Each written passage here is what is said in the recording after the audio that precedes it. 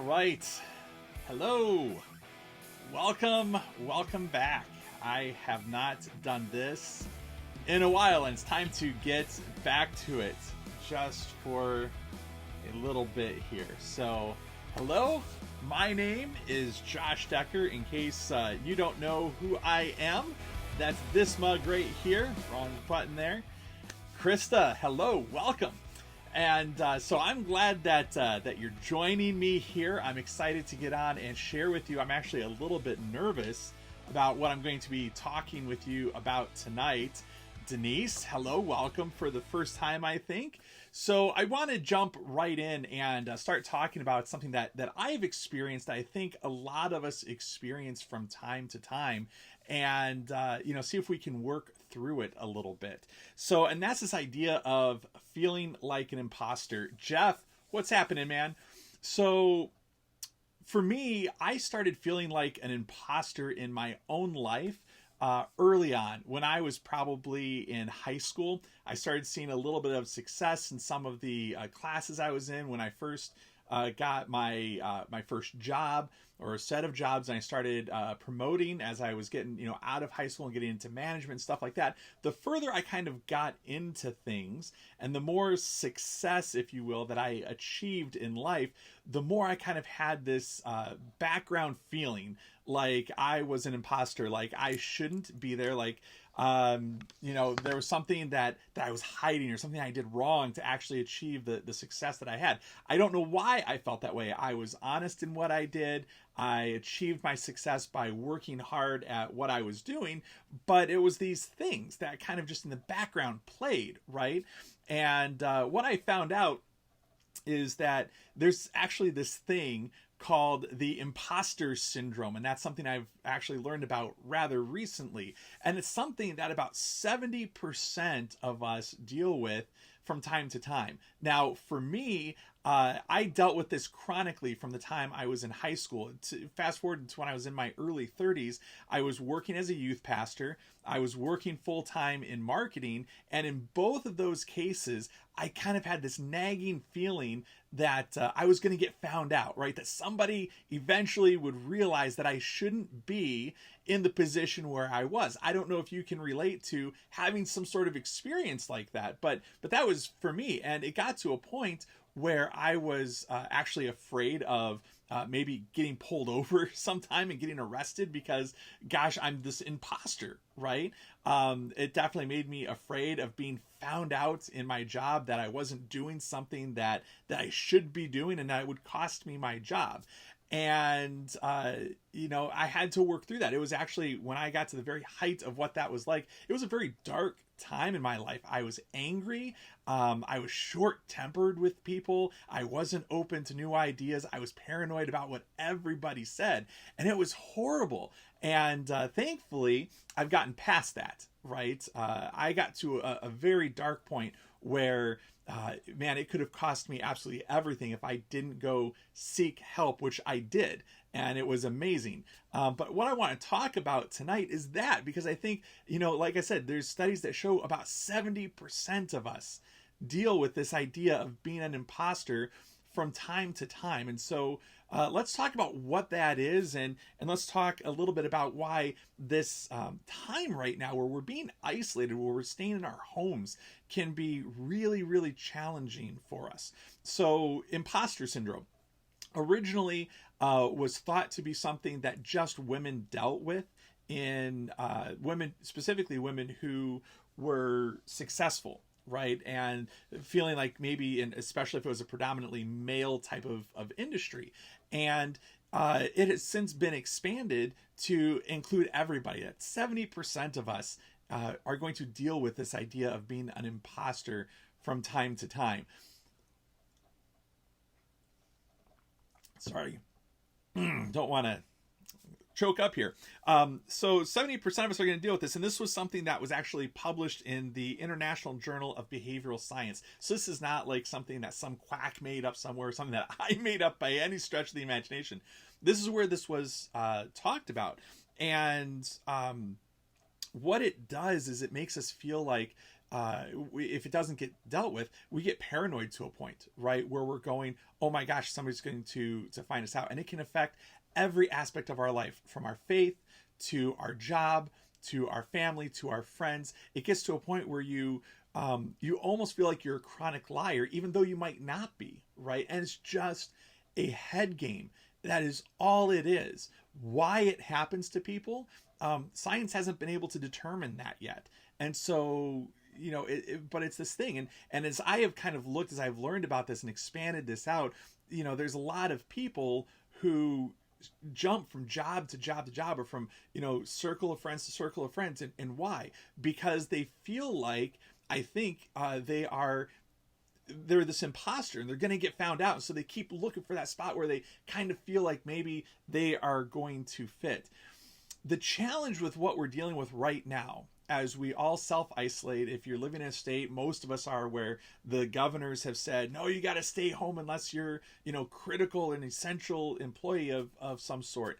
And so a lot of us are staying home a lot more, right? And so what that does is it actually enhances that imposter feel. Why? Because when we are around other people, we can kind of watch for cues. Hey, Melissa, what's happening? Hey, Jill. We can watch for cues that we are on the right path, that we are, that maybe we're watching for that cue that, my gosh, they found me out, right? But we can watch for those cues. When we have to isolate like this, it becomes really, really difficult. For me, where I ended up at my deepest and darkest was, I had been working from home for 7 years, working in marketing.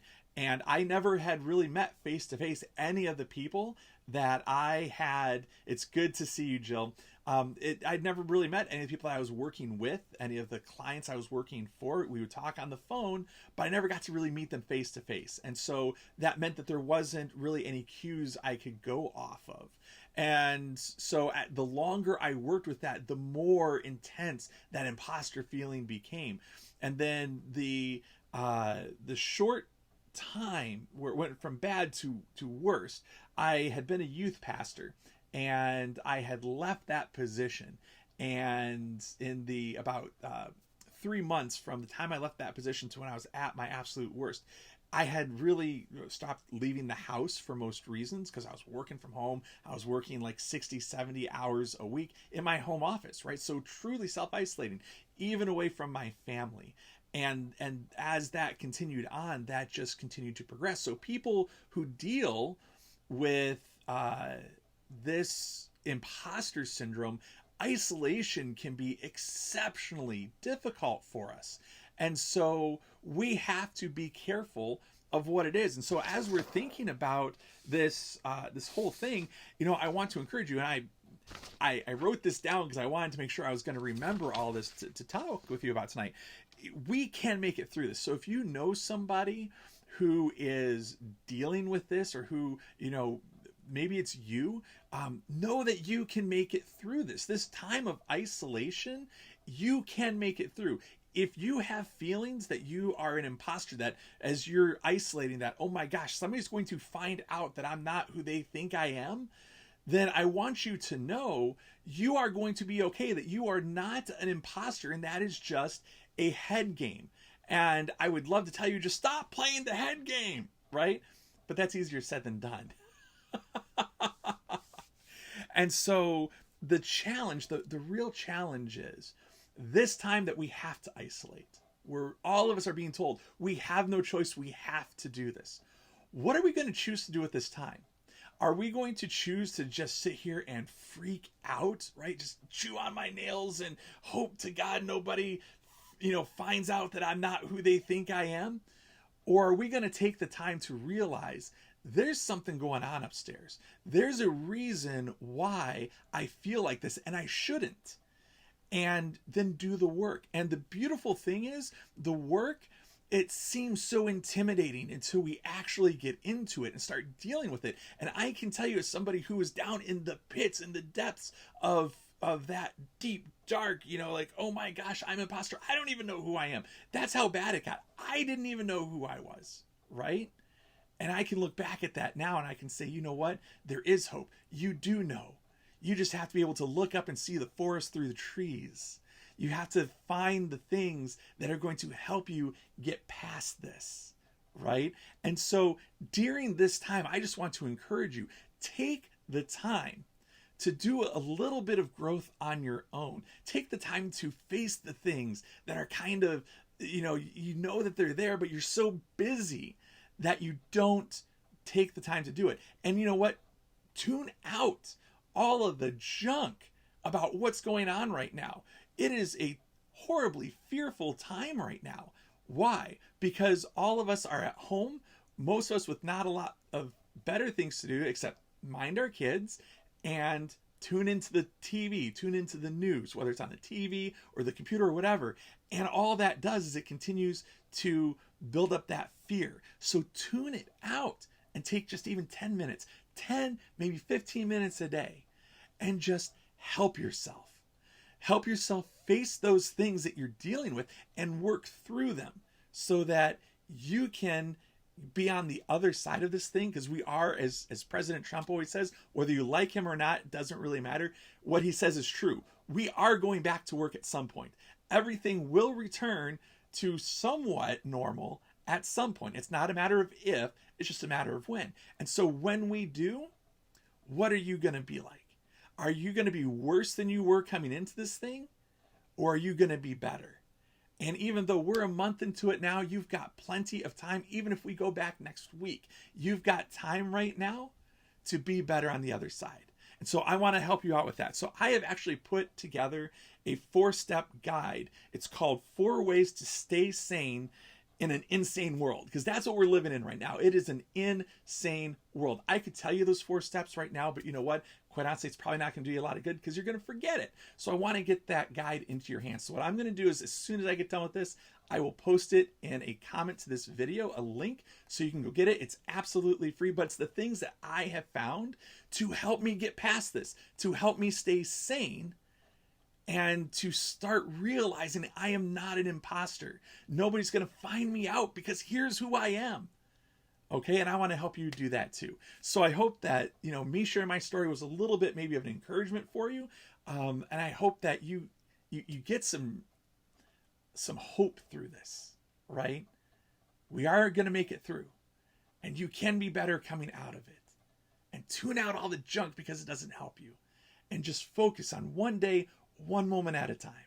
Okay? Cool. Well, thank you for joining me. I will be back again soon. I hope to be sharing this kind of stuff with you a lot. And I hope you have a great night. Get some sleep. Sleep is very important. And don't forget to get the guide. I'll post the link in the comment here in just a minute. Thanks, guys. I'll see you soon.